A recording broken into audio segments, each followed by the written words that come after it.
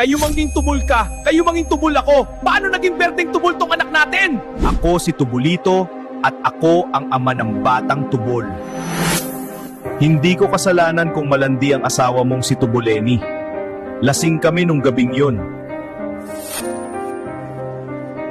Mukhang mabigat iniisip mo ah. At mukhang ikaw ang sagot dun. Di mo pa ako kilala. Mas gusto ko nga yan, simula sa wala. May asawa ako pero pagod na ako sa amoy niya. Mas lalo kitang gustong makilala.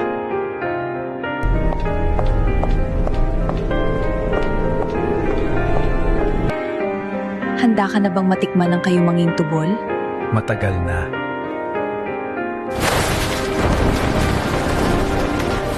At yun ang totoong storya. Pero meron ka pang dapat malaman, si Tubuleni ay may iba pang kalaguyo.